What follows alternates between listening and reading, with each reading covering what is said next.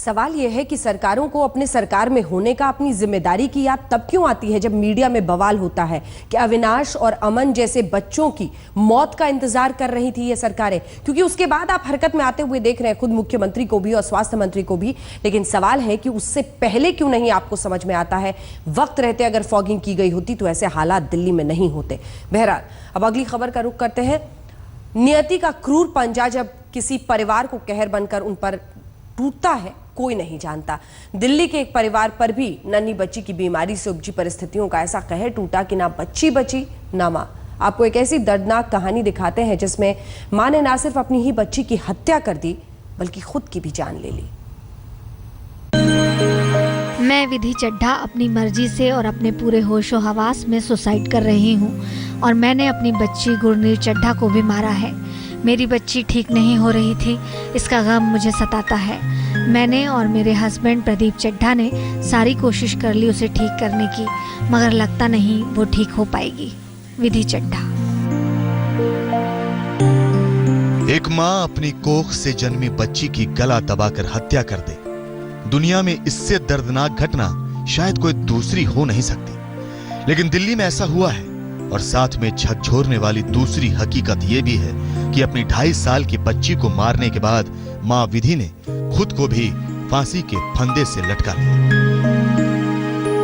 हर मां की तरह विधि की दुनिया भी उसकी बच्ची में सिमटी थी, लेकिन बेटी की बिगड़ती हालत से लाचार मां ने बेटी और जिंदगी की दुश्वारियों को जवाब देने के लिए ऐसा कदम उठाया। दरअसल विधि की मासूम बिटिया जन्म से ही एक गंभीर बीमारी सेरेब्रल पाल्सी से पीड़ित थी।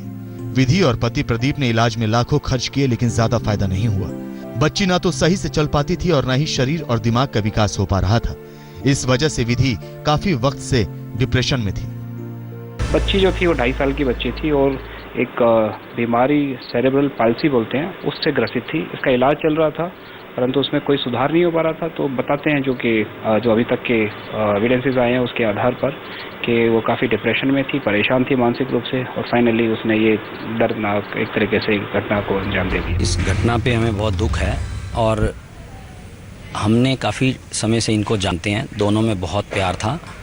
रात को मैक्सिमम इकट्ठे घूमते थे हम लोग, डिनर करके सब लोग रेजिडेंट्स यहाँ घूमने के लिए निकलते हैं तो इनको भी देखते थे, इकट्ठे घूमते थे। वो ऐसा लगता है कि शायद बच्ची इनकी ठीक नहीं थी तो उसी की वजह से कुछ ऐसे डिप्रेशन में थे तो ये हुआ है। My husband is a great human being. उन्होंने मुझे कभी भी तंग नहीं किया। प्लीज़ उन्हें इन सब का दोषी न माने, उन्हें कुछ भी नहीं कहना। मेरी सारी ज्वेलरी गरीबों को बांटना, मेरे साथ मेरी बेटी को जलाना। मेरे हस्बैंड को कुछ मत कहना, उन्होंने कुछ नहीं किया। मेरे माँ बाप को भी कुछ मत कहना। विधि चड्ढा। किस्मत की क्रूरता और ऊपर वाले के फैसले से विधि इस कदर हताश थी कि सबसे कठोर कदम उठाने से पहले उसने घर में मंदिर और मूर्तियों को भी तोड़ दिया था। दुनिया को अलविदा कहने से पहले उसने अपने टूटे दिल की बात और आखिरी ख्वाहिश को भी सुसाइड नोट में कलमबद्ध किया। लेकिन एक खतरनाक बीमारी की मार से बच्ची को सही न कर पाने की निराशा 2 जिंदगियों पर भारी साबित हुई। दरअसल गुरमीर को सेरेब्रल पाल्सी नाम की बीमारी थी। इसमें दिमाग में ऑक्सीजन की सप्लाई कम होती है जिससे दिमाग का विकास नहीं हो पाता, साथ साथ पूरे शरीर का भी विकास नहीं हो पाता।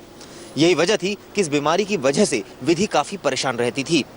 इसी के चलते उसने न केवल गुरमीर की हत्या कर दी बल्कि खुद भी खुदकुशी कर ली। कैमरामैन सत्येंद्र भाटी और मनोरंजन के साथ चिराग गुठी, दिल्ली आज तक।